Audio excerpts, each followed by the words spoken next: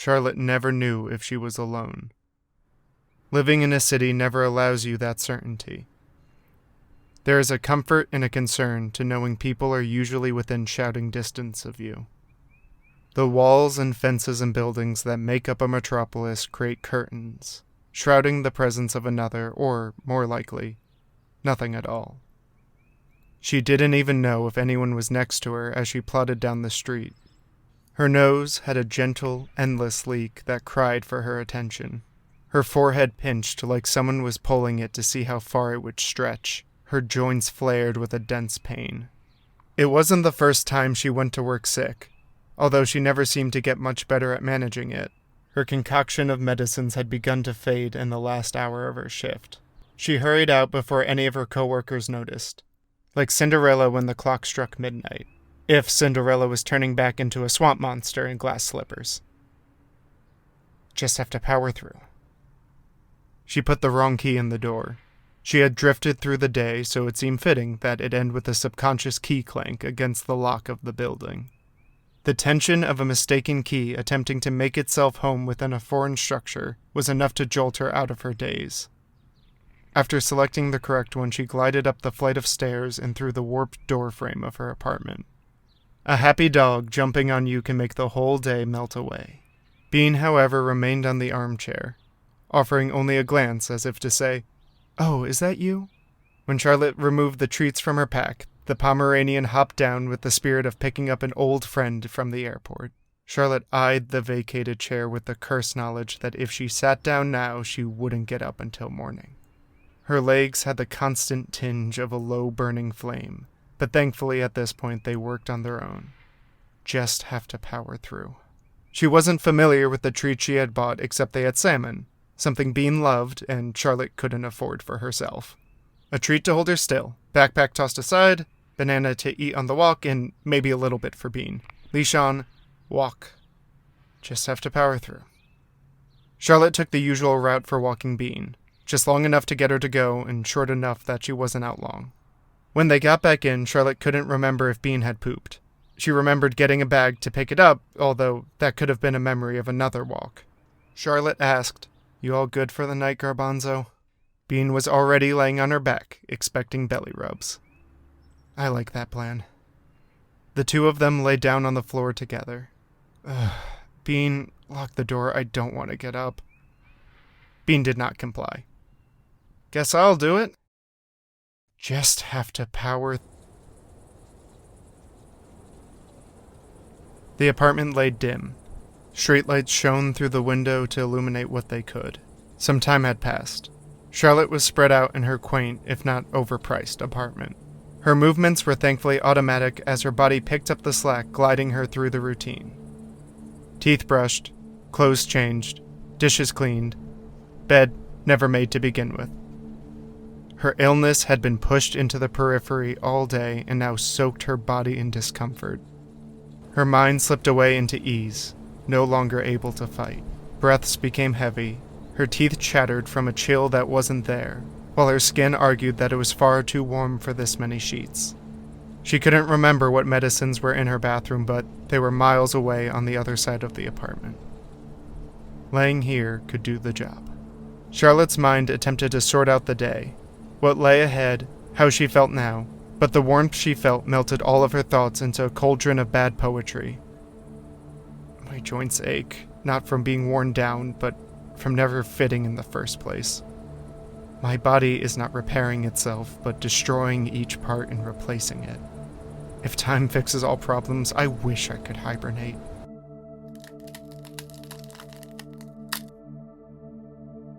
Outside? Maybe down the street. The thought of getting up to look was too exhausting. Her consciousness dropped like a brick onto a dead light bulb and she was gone.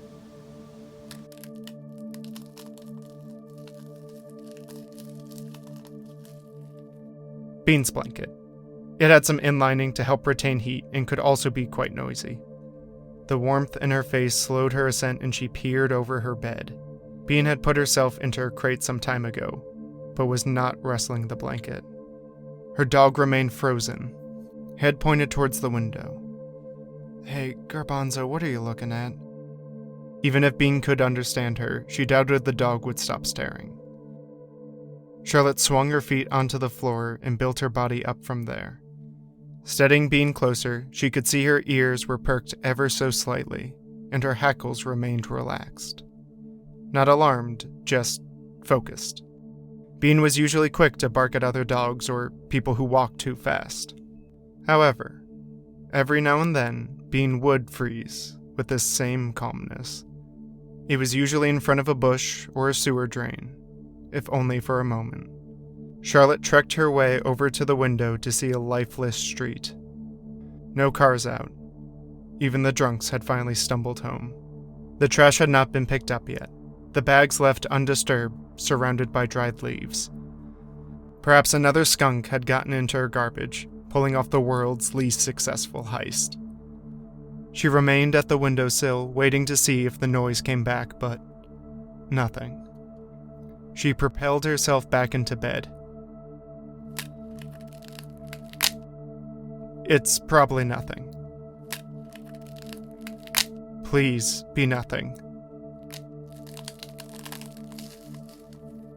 With what little energy she had gathered from napping, Charlotte shot up to stare down the invasive nothingness.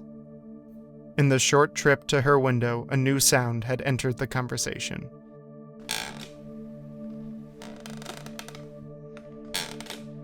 The kind of noisy creak that comes from a door attempting and failing to be subtle.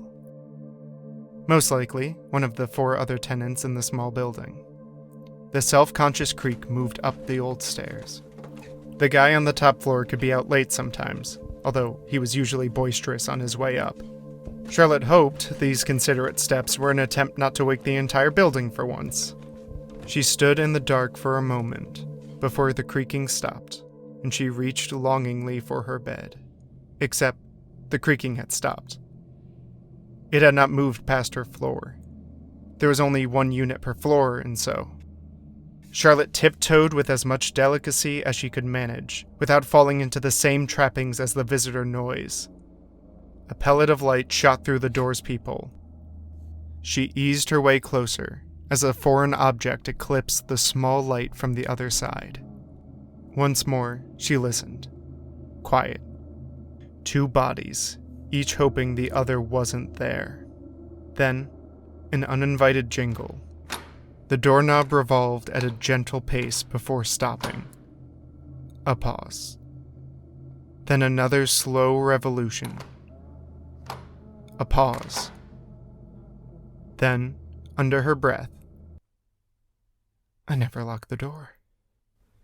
Charlotte threw herself against the door. She tried to reach for the deadbolt but needed to use both hands to hold herself against the frame. A voice pushed through the door. Please, let me in. I can't stay out here. I can't be left out here. The voice bargained.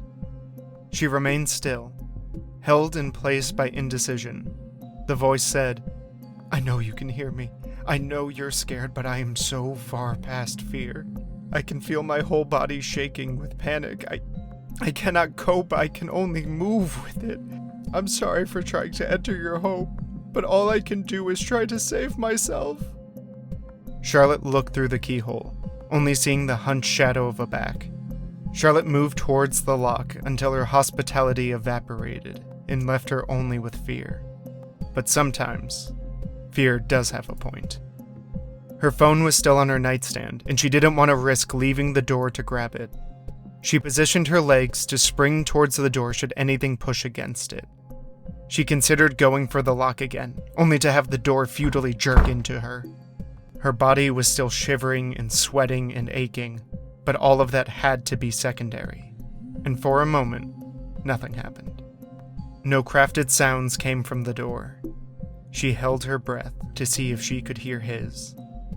That's when someone else used that voice.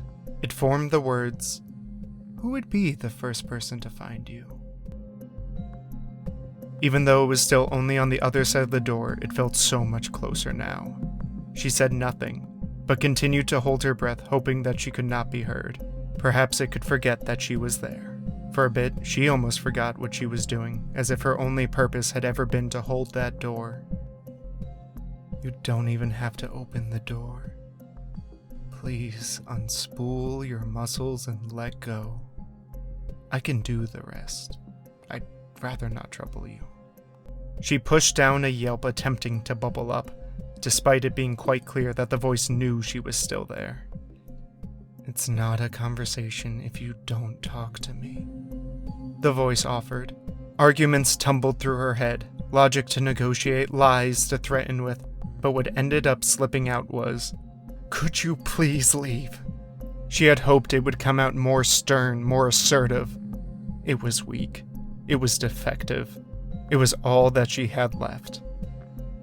Charlotte had always prided herself of being able to find a little more gas in the tank, pulling together the strength for one last push. She had already had to do that several times today, this past week or even... She trailed off, trying to remember how long she had been going as a limpness began to stream through her body. It started with an unfurling of her toes and traveled upwards, an inviting surrender. Although Charlotte never enjoyed seeing if she could muster any more willpower, she did acknowledge the high that comes from betting on yourself. The affirmation that she was strong enough, that she could handle everything on her own. Once the first leg had given in, Charlotte began to drift away from her post. The latch allowed itself to go in as the door eased open. The hallway light and a gratified sigh peeked into the apartment. The voice let out, "I appreciate you.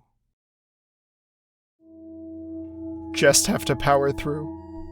Charlotte fell into the door, knocking it back into its frame as she exerted her remaining fumes that were too faint to see. She was unaware of how she was positioned. She only saw herself as a mass of muscle thrown together to form a makeshift barrier. She wished the struggle could have culminated in a demanding scream, but what manifested was hefty, sloppy breaths. Tears poured out of her unfocused eyes as she waited for the voice to respond to her final argument. The voice composed itself. "I'll be seeing you." The tension on the other side of the door relaxed.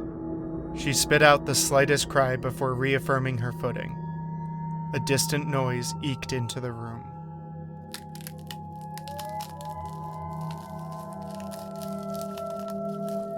It was from outside the window again. She wanted to confirm it, but despite her thoughts, her legs shivered in place. She wanted to run over. She wanted to stay still. In the end, she fell. It wasn't a painful fall. More so, a clumsy one, with each part of the body taking turns letting go. The sound from the street continued to seep into her apartment, each time a little quieter.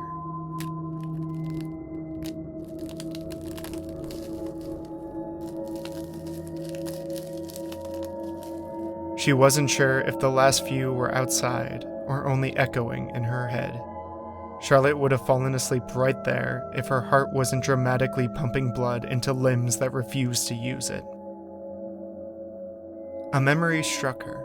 She was 11, and her mother told her if she wanted to go to a slumber party, she had to bring her own sleeping bag because she couldn't sleep on the floor. Somehow, the deeply instilled desire not to be rude eventually got her up. Everything was still, slow, quiet, but not peaceful. Charlotte poked her head into the room to see Bean placid in the crate. She locked the door, but did not look out the window. She looked at her phone, not to call someone or look up local break-ins, but to scroll for any new videos, something to watch before bed. Her eyes refused to read the time tucked into the corner of her phone. At some point she stopped. Her phone fell as she appeased all the signals from her body that had been left unanswered. Somehow, through all of it, she had remembered to set her alarm. At 7:30 a.m. she woke up, unsure of how much she had slept, although she knew it wasn't enough. Charlotte stared at her ceiling, listened to the sounds of the street, and put her feet on the floor.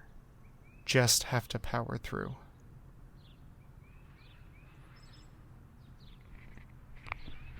Hi, I appreciate you giving this a listen. If you enjoyed it, a like, comment, or even subscribing does a lot to show support, or maybe even telling a friend to check it out. Thanks for stopping by, and I hope you enjoy your day.